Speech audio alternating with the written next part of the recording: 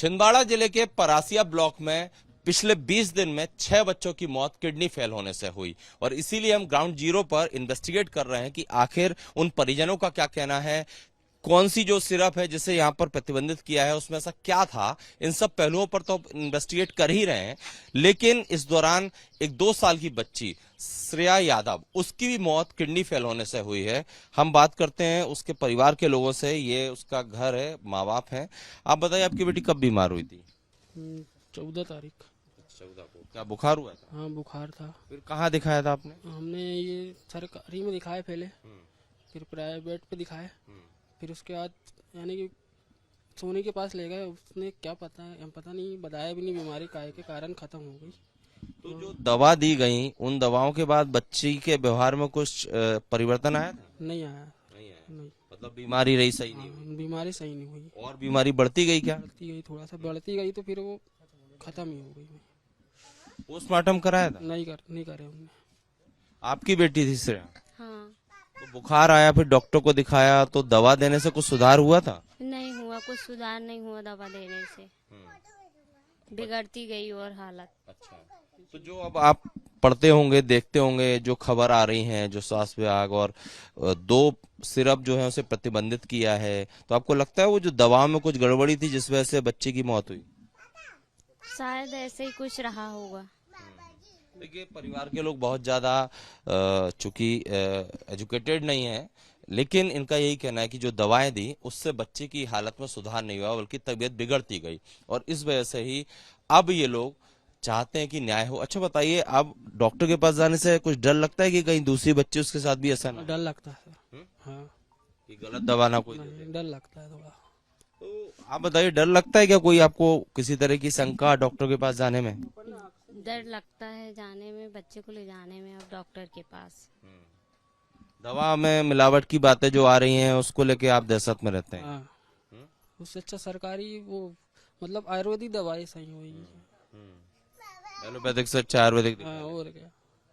देखिए, परिवार का बिल्कुल अपना जो उनका कहना है बिल्कुल ठीक है कि अब वो एलोपैथिक डॉक्टर के पास जाने से या किसी झोला छाप डॉक्टर के पास जाने से डरते हैं। इनका कहना है इससे अच्छा तो हम आयुर्वेदिक डॉक्टर को दिखाएं, क्योंकि अगर जो प्रारंभिक रिपोर्ट्स आ रही हैं कि जो 2 सिरप छिंदवाड़ा में प्रतिबंधित की गई है, इनके बच्ची को भी उसी तरह की सिरप दी थी, जिसके बाद इनको मौत का कारण भी नहीं बताया।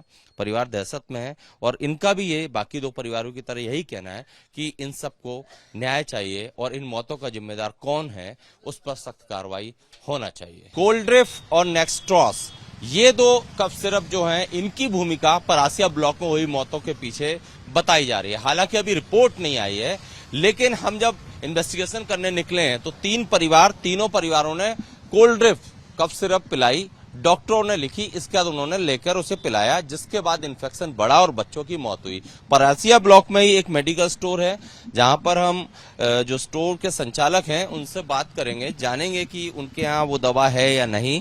वैसे आपका नाम क्या है? रिजवान खान।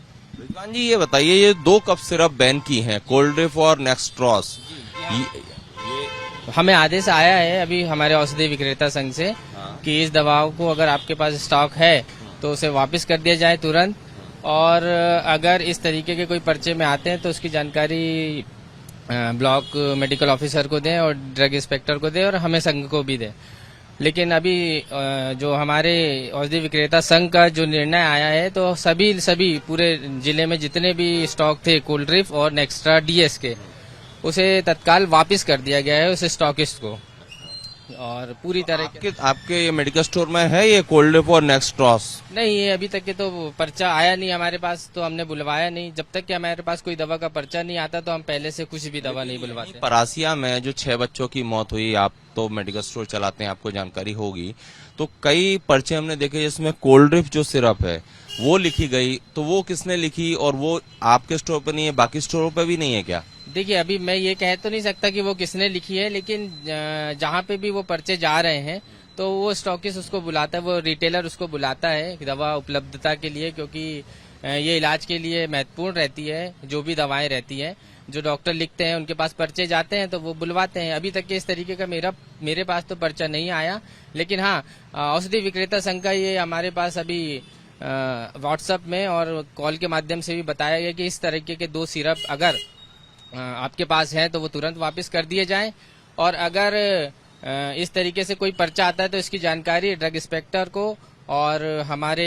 जो औषधि विक्रेता संघ है और ब्लॉक मेडिकल ऑफिसर को दी जाए ताकि इससे रोक की जाए। या में जो मौत हुई उन्होंने तो ये दवा पिलाई, उनके पास कहाँ से आई? मेडिकल स्टोर से ही तो आई होगी। तो अब उसकी जानकारी आपको जो इसके स्टॉकिस्ट हैं छिंदवाड़ा में वो बता पाएंगे कि ये किस किस मेडिकल स्टोर में ये दवाएं भेजी गई है, उनके बिल के माध्यम से ये सारी जानकारी मिल जाएगी।